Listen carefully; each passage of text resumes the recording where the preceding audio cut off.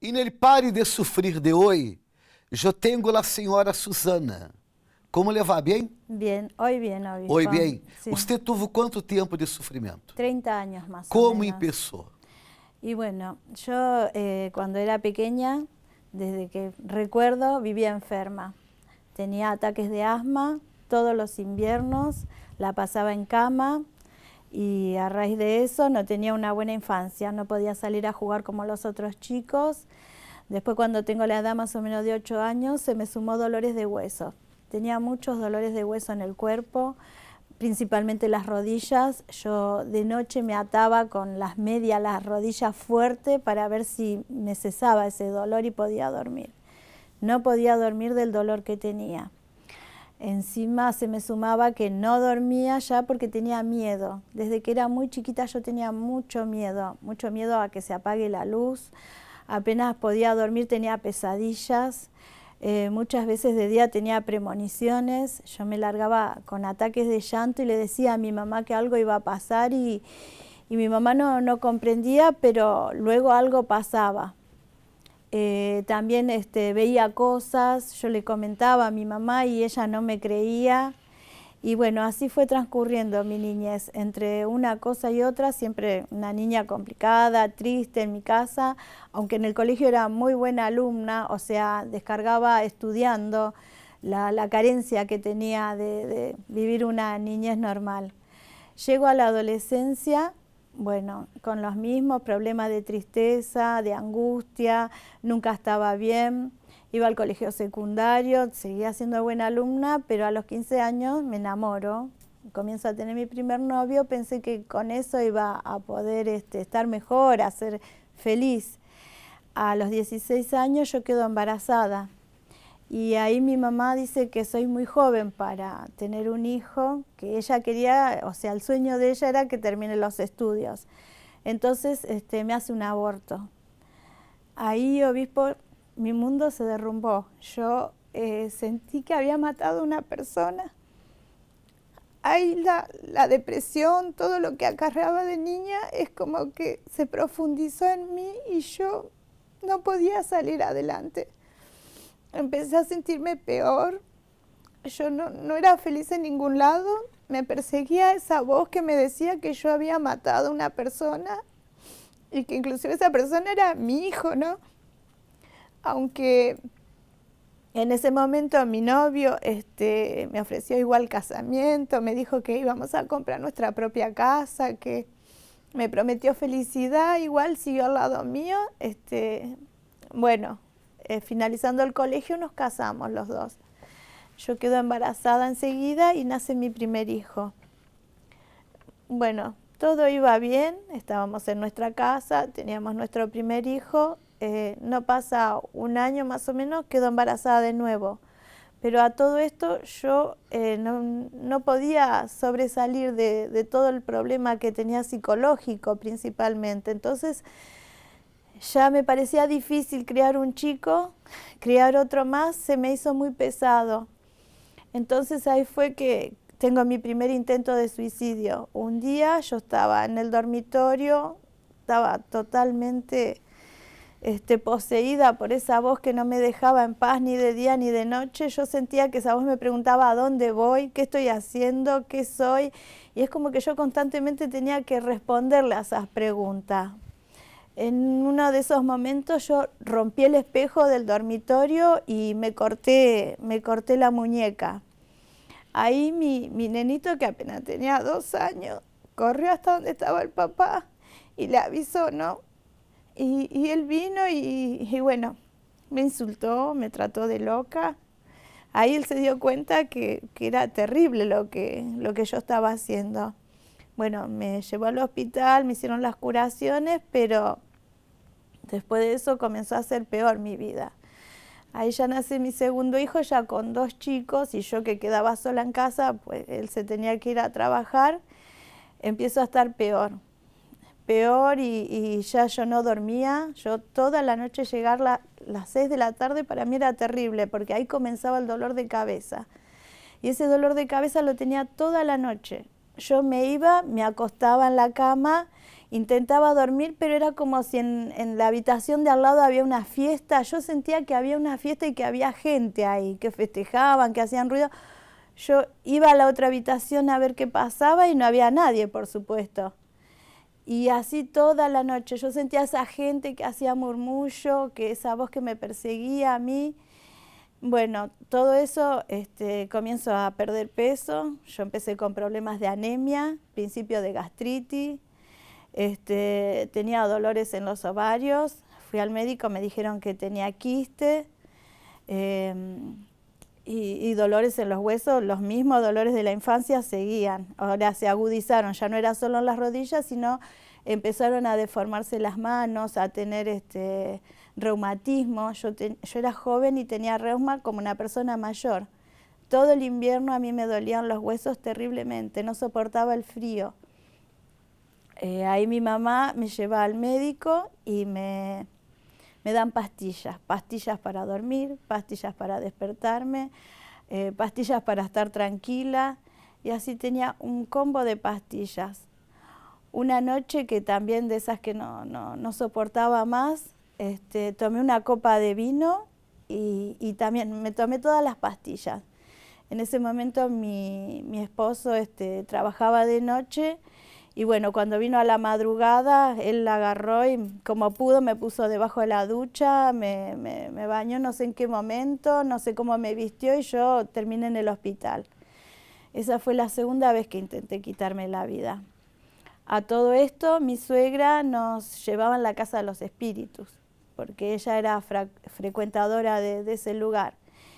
Mi esposo en ese momento, que no tenía vicios, al ingresar a este lugar comienza a tener malas amistades, empezó a tomar alcohol descontroladamente. Luego de eso ya se ausentaba fines de semana completo, no venía a casa, perdió un emprendimiento que él tenía y eso lo llevó a ponerse agresivo. Él tomaba y venía y decía que en casa había otro hombre, que él sabía que había otro hombre, y así empezaba a romper todas las cosas de mi casa. Yo trataba de ponerme enfrente de los chicos para que él no los golpee y recibir los golpes yo, aunque sea. Y así muchas noches nosotros terminamos en la comisaría con los chicos descalzos, en pijama, porque teníamos que salir corriendo y dejarlo solo. Bueno, así fueron como yo el primer matrimonio, 13 años de matrimonio tuve, que fue destruido. Agarré y terminé yéndome de casa. Terminé yéndome de casa con los 3 chicos primero y bueno, él me empezó a buscar por todos lados. Yo me había ido sin avisarle con los 3 chicos a un alquiler. Bueno, me buscó hasta que me encontró. Ahí él me denuncia al juzgado, pues yo tenía los antecedentes de que estaba medicada psiquiátricamente y me sacaron los 2 chicos mayores. Tuvieron que ir a vivir con él y yo, como no quise regresar a la casa, me quedé con mi hijita, que en ese momento tendría unos 4 años. Así me quedé viviendo en la casa de mi mamá un tiempo. Conseguí trabajo de lo que podía. Y más conseguía trabajo de noche, de camarera, trabajaba toda la noche por una propina que era una miseria. Tenía que limpiar el lugar y servir y al otro día de madrugada dejar limpio y lo que pagaban era una miseria total. Bueno, así yo sigo concurriendo a la Casa de los Espíritus y me involucro con eso. Yo en el lugar que iba la señora me enseñó a tirar las cartas, yo tiraba las cartas del tarot, supuestamente ayudando a las otras personas, o sea, podía saber la vida de los demás y decirle qué hacer, pero la mía era un desastre. Yo estaba sola, también ella me decía que fuera a curar las casas de los demás, pero en lugar de curar o limpiar el ambiente se ensucia porque se hace un humo y todo un montón de cosas que no sirven para nada en realidad. Bueno, yo en esa situación conozco ahí a quien hoy es mi esposo. Él también estaba en ese lugar porque él también venía de una separación conflictiva, también era depresivo, también no dormía por las noches, o sea, era unir el mal mío con el mal de él. él me ofrece que tenía un alquiler que vaya a vivir con él. Y bueno, y lo único que hacíamos era no dormir toda la noche, contarnos nuestras angustias. Trabajo no conseguíamos, porque o sea, no dormíamos de día y dormíamos de noche, y cuando uno salía a buscar trabajo no tenía fuerza o no mostraba una capacidad para conseguir un trabajo. Yo me voy con él, con mi hija, que en ese tiempo ya empezó a ir a la escuela. Y tuve que buscar un colegio de doble jornada que quedaba a 40 cuadras más o menos de donde vivíamos para que ella pudiese comer, porque en mi casa no había nada, obispo. La heladera era vacía, la desenchufábamos a veces porque ahí no había nada, ni para poner agua. Nos cortaban la luz, nos cortaban el gas. Yo, si conseguía trabajo, conseguía para planchar a las mamás que iban a la escuela o ellas para darme una mano, lavar ropa ajena, limpiar las casas de ella, y con eso trataba de comprar pan, o sea, cosas para comer, no iba a pagar un servicio que por ahí tampoco precisaba, si estábamos los tres solos ahí. Bueno, en esa situación desesperante pasaba más humillaciones porque mi hijita había nacido enferma, ella tenía broncoespasmo, o sea, es como que había heredado mi problema de los bronquios. Y bueno, cada vez que ella llegaba el invierno, yo ya, encima que la tenía que llevar 40 cuadras caminando porque no tenía para el colectivo, si se enfriaba o si se mojaba los días de lluvia, ella hacía crisis, yo tenía que ir al papá a rogarle que me pagase los medicamentos, porque con la persona que yo vivía, él no trabajaba, yo no trabajaba, y era caro la medicación. Tenía que vivir ella constantemente con el nebulizador, que si se quemaba lo tenía que volver a reponer. Y así, en el medio de esa situación era muy difícil, obispo. Ahí es cuando yo otra vez quería quitarme la vida nuevamente. Un día yo estaba trabajando en un lugar que estaba cerca de una estación de tren. Y bueno, yo sentía el ruido del tren y en un momento yo me voy caminando hacia el tren y mi pensamiento era que ahí rápido iba a morir porque el tren es pesado. Yo decía, me tiro y me pasa el tren por encima y se terminó mi sufrimiento porque se terminaron las voces, se terminaron los problemas, se terminaron sentir que yo no servía para nada, que lo único que hacía era más problemas todavía a los que conocía. Y bueno, yo iba caminando con esa decisión y en el momento en que lo iba a hacer, un compañero mío de trabajo me llama, me dice, Susana, mira que te están buscando, porque es tu turno, o sea, yo tenía que servir. Y fue como que me despertó él de esa decisión que yo tenía. Entonces, bueno, ahí pensé qué estoy haciendo, mis hijos, qué sé yo, y bueno, fui a trabajar como si nada, pero dentro mío yo sentí como un escalofrío de lo que iba a hacer, que yo estaba decidida a hacer eso. Bueno, ahí sigue mi vida totalmente mal y el fondo del pozo fue cuando nos avisan que el departamento donde vivíamos, que era de mi actual pareja, estaba embargado. O sea, mis suegros le habían dado un lugar para hacerse un departamento, el que es mi marido, pero ellos habían adquirido una deuda. Y ya mi suegra falleció de cáncer a causa de que había perdido la casa de ella y los acreedores venían por más y venían por este departamento. O sea, nos avisaron que en poco tiempo íbamos a tener que salir de ahí, que era una deuda imposible de pagar. Ellos habían firmado en dólares y en ese momento todo el mundo era como que estaba con ese problema. Bueno, ahí mi esposo intenta conseguir un trabajo, él trabaja en la construcción, fue y decíamos, por fin lo llamaron de un lugar, pero le dijeron que para poder realizar ese trabajo él se tenía que hacer un chequeo médico, porque era subir en andamio, subir en altura y necesitaban saber que estaba en buenas condiciones físicas. Ahí fuimos con él al médico y después de que le hicieron los análisis le dieron la noticia de que él tenía una condición física de un anciano. Él tenía problemas cardíacos, tenía problemas en la sangre, tenía la presión alta, que el médico dijo que no lo internaba porque tenía una familia, o sea, dijo, si yo a usted lo interno, usted de ahí adentro no sé si va a salir. Entonces le dio, bueno, un montón de remedios, que en ese momento él le dio las muestras, pero al siguiente mes teníamos que comprar porque era de por vida que estaba medicado. Él tenía vicios de alcohol y de cigarrillo y le dijo al médico que era terminante, que eso sí o sí lo deje en ese instante porque corría riesgo su vida.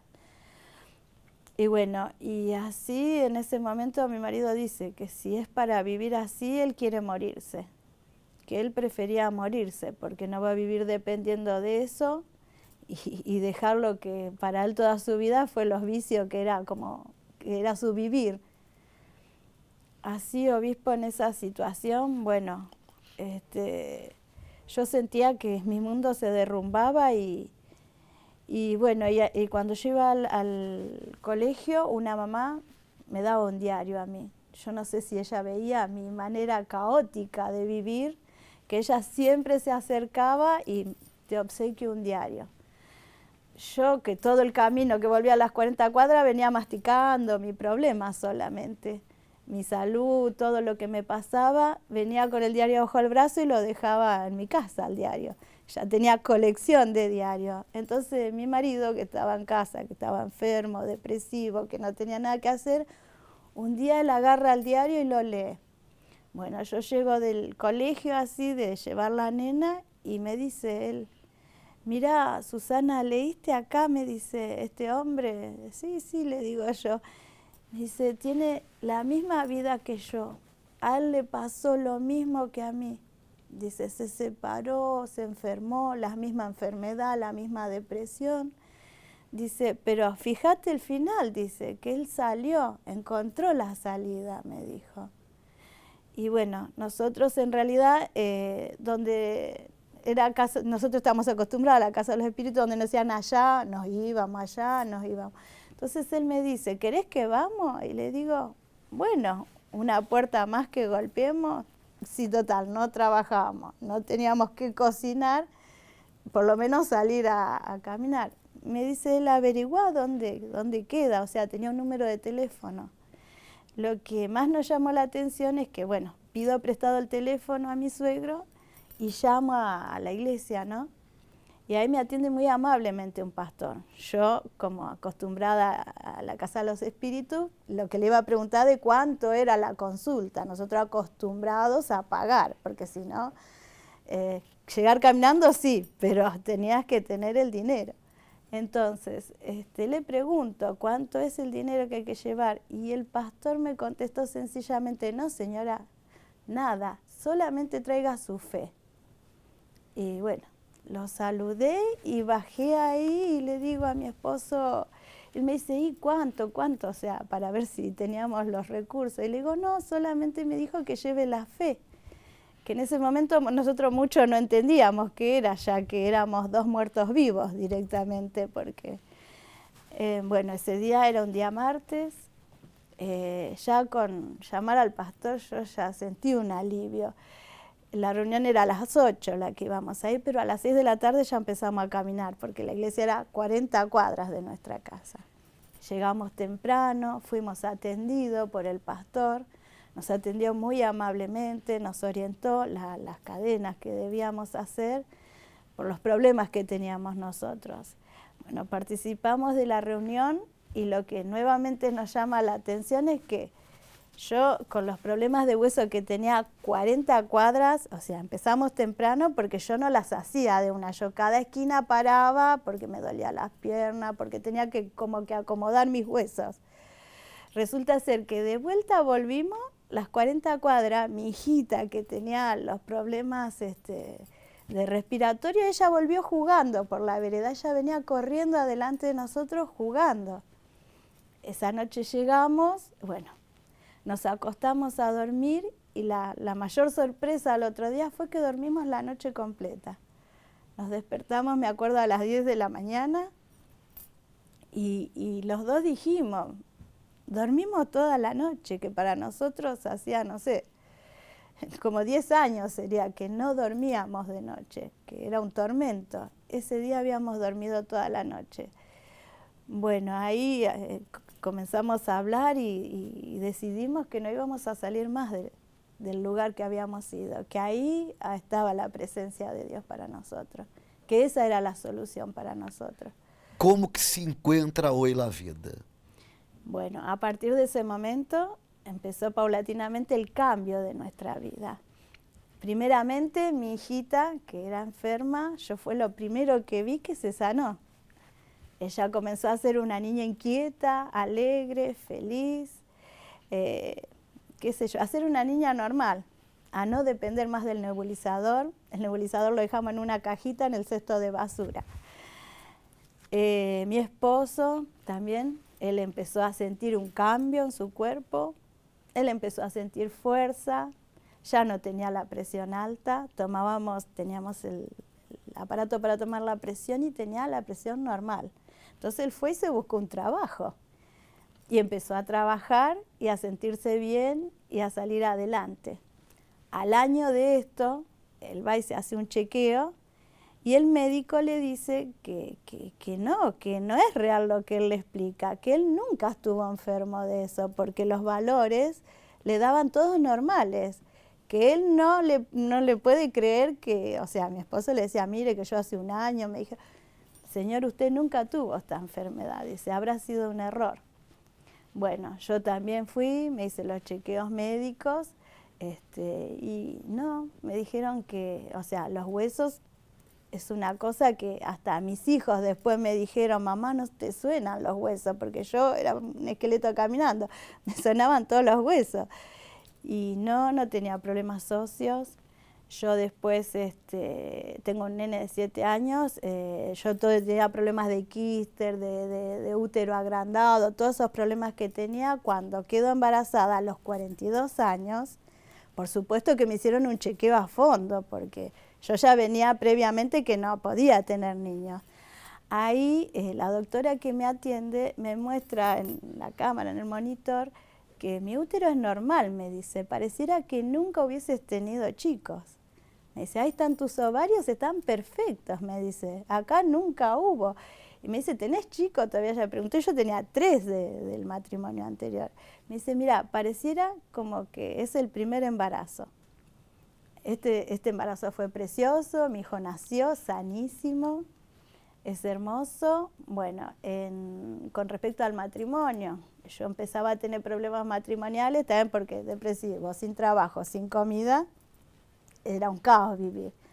Yo hoy en día trabajo con él.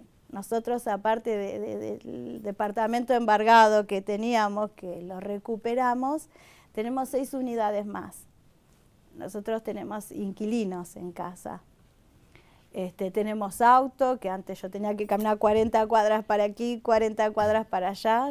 Nosotros tenemos ahora nuestra movilidad propia. Yo trabajo con mi esposo, yo me dedico a todo lo que es el papeleo y cobranza de los alquileres, y él hace las unidades. Y tiene funcionarios que trabajan para él, gasista y todo eso. Hacemos la unidad completa, empezamos de cero y la terminamos nosotros. Mis hijos, que también yo los tuve que abandonar cuando me separé, que me los sacaron, nuevamente vinieron a vivir conmigo, porque cuando me venían a visitar ellos decían que era impresionante la paz que se sentía en mi casa. Y siendo adolescente, que es muy difícil que un adolescente quiera venir a vivir con su mamá y un padrastro, ellos mismos me pidieron de venir a vivir en mi casa. Hoy ellos crecieron, son hombres ya, son profesionales, mis 2 hijos grandes son profesionales, tienen su casa, tienen auto, tienen moto, viajan de vacaciones a donde quieren. O sea, una vida totalmente distinta tenemos. Vida nueva. Vida totalmente nueva. Parou de sofrer. Totalmente paré de sufrir ahora. Que Deus la bendiga muito mais. Muchas gracias, obispo.